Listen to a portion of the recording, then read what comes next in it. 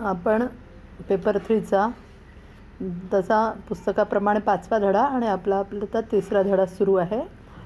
प्रमाप परिव्यय, त्याला इंग्लिशमध्ये म्हणतात स्टँडर्ड कॉस्टिंग. काय म्हणतात? Standard costing.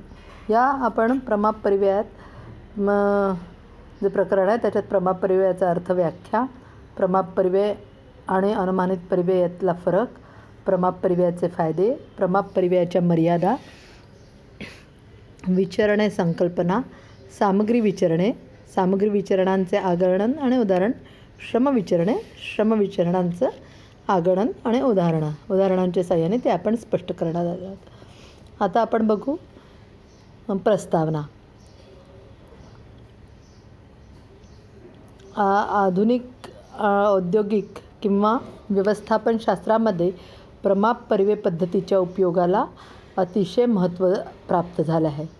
कच्चा माल, श्रम आणि अधिव्यय या प्रत्येक परिव्ययाच्या घटकाचा तांत्रिक आधारावर अंदाज लावून उत्पादनापूर्वीच किंवा कार्य संपन्न होण्यापूर्वीच योग्य परिव्ययाचे निर्धारण केले जाते. या निर्धारित केलेल्या परिव्ययाला मानक किंवा प्रमाप परिव्यय असं म्हणतात. म्हणजे एक स्टँडर्ड आधीच ठरवलं जातं. उत्पादनापूर्वीच एखाद्या वस्तूचं जे स्टँडर्ड ठरवलं जातं त्याला प्रमाप असं म्हणतात. प्रमाप परिव्यय उत्पादन कार्याला सुरुवात करण्यापूर्वीच निश्चित केलेले परिव्यय असतात. म्हणजे काय, उत्पादनाच्या पूर्वीच ते निश्चित केलेले असतात. वास्तविक परिव्ययाशी तुलना करणे हा प्रमाप परिव्ययाचा मुख्य उद्देश असतो. म्हणजे एक आपण एक स्टँडर्ड ठरवलं असतं आणि तसं जमलं आहे का, तसं झालं आहे का हे पाहण्याचा हा प्रमाप परिव्ययाचा मुख्य उद्देश असतो. या तुलनेत उत्पादनाचे कार्य कार्यक्षमतेने पार पाडले जात आहे किंवा नाही ते समजते व भविष्यकालीन धोरण ठरवण्यास मदत होते. तसेच वर्तमान परिस्थितीत असलेल्या दोषांची जाणीव होते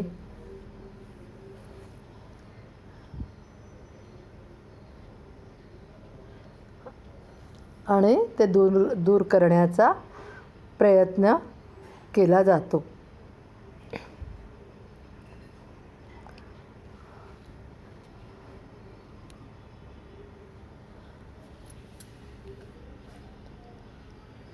प्रमाप परिव्ययामुळे स्कंध मूल्यांकनाचे कार्य सोपे होते आणि प्रमाप परिव्ययावर स्कंधाचे मूल्यांकन केले जाते. म्हणजे प्रमाप परिव्ययामुळे काय होतं, जे स्कंध म्हणजे शिल्लक उरलेला माल जो आहे किंवा तयार माल, जो न विकलेला माल, हा स्कंध म्हणू शकतो आपण. तर त्याचं मूल्यांकनाचं कार्य जे आहे ते सोपं होतं. आणि प्रत्यक्ष आणि प्रमाप यातील फरक विचरण लेख्याला स्थानांतरित होतो. प्रत्यक्ष आणि प्रमाप यातला जो फरक असतो तो विचरण लेख्याला स्थानांतरित केला जाऊ शकतो. त्यामुळे कच्चा माल, क्रियमाण कार्य व निर्मित वस्तू म्हणजे कच्चा माल, रॉ मटेरियल, क्रियमाण कार्य, अर्धवट स्थितीतला माल आणि निर्मित वस्तू यांच्या स्कंधांच्या मूल्यांकनाची हमी मिळते. प्रमाप परिव्यय मूल्य धोरण तयार करण्याच्या कार्यात प्रबंधनास मोठे सहाय्यभूत ठरते. प्रबंधकांना मूल्य धोरण म्हणजे मूल्यबद्दलचं जे धोरण ठरवायचं असतं त्याच्यासाठी प्रबंधनाला सुद्धा उपयोगी पडतं. आता आपण बघणार आहोत प्रमाप परिव्ययाचा अर्थ आणि व्याख्या. उत्पादनाच्या एका एककाकरता किंवा संपूर्ण उत्पादनाकरता एका निश्चित भावी कालावधीकरता लागणाऱ्या परिव्ययाचा अनुमान करणे म्हणजेच प्रमाप परिव्यय होय. काय म्हटलं आहे? एका उत्पादनाच्या एका एककाकरता किंवा संपूर्ण एककाकरता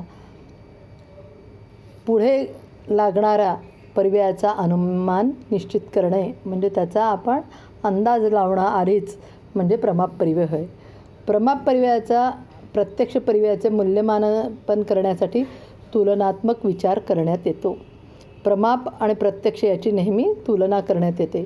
प्रमाप परिव्यय हे नियोजनबद्ध परिव्यय असून ते तयार करताना चालू आणि भावी परिस्थितीचा अंदाज घेण्यात येतो.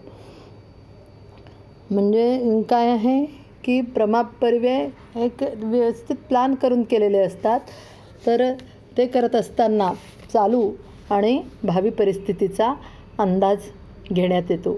प्रमाप परिव्ययाच्या तज्ज्ञांनी केलेल्या व्याख्या पुढीलप्रमाणे. पहिली आहे ICWA लंडन यांच्यानुसार, सर्वसामान्य परिस्थिती विचारात घेऊन एखाद्या वस्तूच्या उत्पादनासाठी येणाऱ्या सामुग्री, श्रम व इतर खर्चाचे आदर्श प्रमाण उत्पादनापूर्वीच निश्चित करणे आणि त्याची वास्तविक परिव्ययाशी तुलना करून त्यावरून उत्पादनाच्या कार्यक्षमतेची कसोटी ठरवणे म्हणजे प्रमाप परिव्यय होय.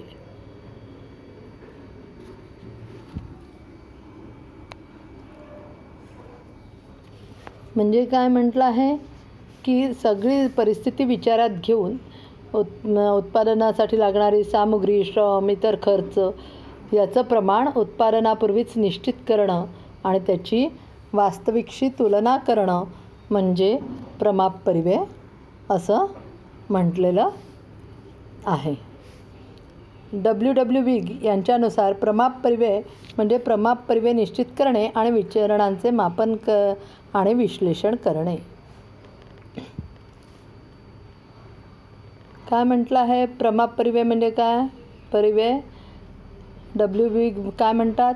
प्रमाप परिव्यय म्हणजे प्रमाप परिव्यय निश्चित करणे म्हणजे त्याचा स्टँडर्ड निश्चित करणं आणि त्याचं विचरणांचं विश्लेषण करणं. तर W स्ट्रेचन यांच्यामध्ये प्रमाप परिव्यय आकारणीचा मुख्य उद्देश परमोच्च कार्यक्षमतेच्या अवस्थेत प्रत्येक वाढत्या उत्पादनाच्या स्तरावर निर्मित वस्तूचा उत्पादनाचा खर्च किती असला पाहिजे व प्रत्यक्ष लागत मूल्याशी तसेच प्रमाणित परिव्यय मूल्याशी तुलना करणे हा आहे.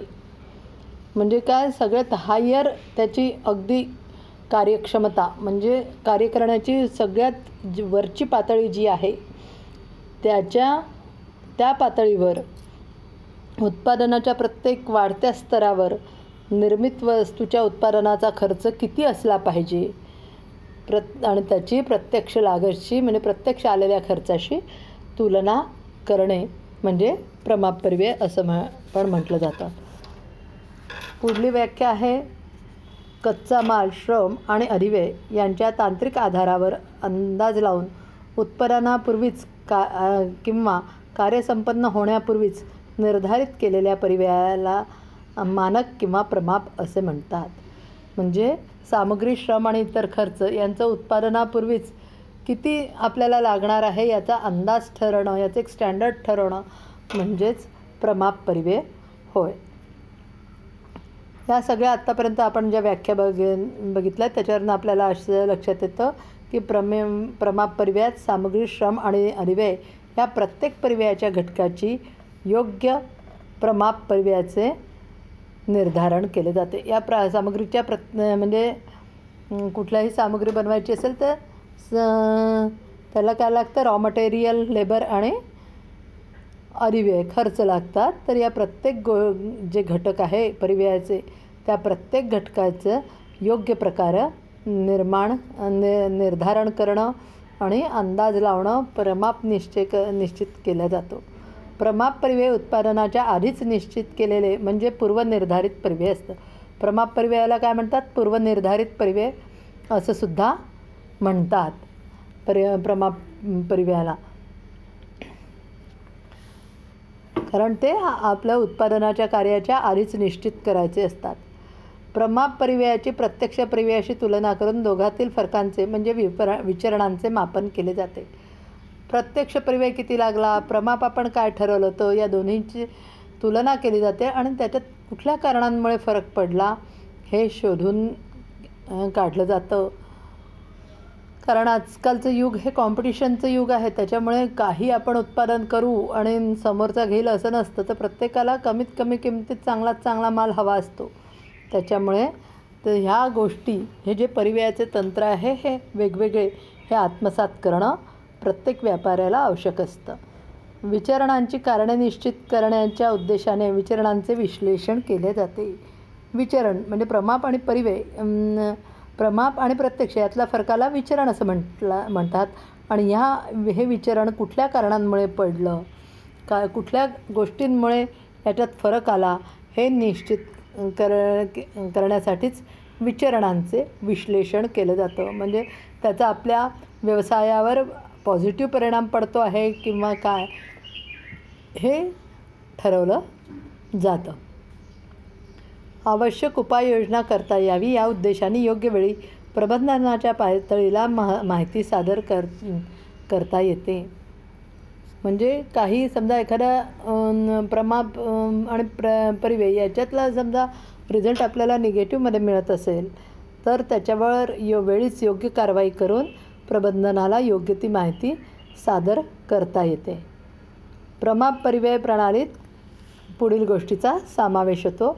प्रमाप अथवा आदर्श परिव्यय निश्चित करणे, वास्तविक परिव्ययाची माहिती मिळवणे. म्हणजे पहिलं काय आहे की एक स्टँडर्ड प्रमाप निश्चित केला जातो आणि त्याची तसंच वास्तविक परिव्ययाची सुद्धा माहिती मिळवली जाते. प्रमाप परिव्यय आणि वास्तविक परिव्यय यांची तुलना करून त्यात पडणाऱ्या फरकांची कारणे शोधून काढणे व फरकांचे प्रमाण ठरवणे.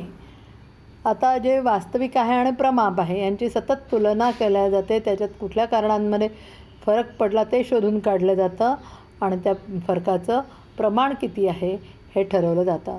उत्पादन कार्यात गुंतलेल्या विभागाचे आणि व्यक्तींचे उत्तरदायित्व ठरवून देणे. उत्पादनाच्या कार्यात वेगवेगळ्या व्यक्ती गुंतलेल्या असतात, तर प्रत्येक व्यक्तीचं उत्तरदायित्व म्हणजे काय, जबाबदारी ही ठरवून देता येते प्रमाप परिव्ययामुळे. गुंतवलेल्या भांडवलाच्या प्रणालीची इष्टता अथवा अनिष्टता ठरवणे. म्हणजे जे गुंतवलेलं भांडवल आहे एखादी वस्तू तयार करण्यासाठी ते योग्य प्रकारे गुंतवलं आहे किंवा नाही हे ठरवता येतं. आपण नंतर बघू प्रमाप परिव्यय आणि अनुमानित परिव्यय यातला फरक.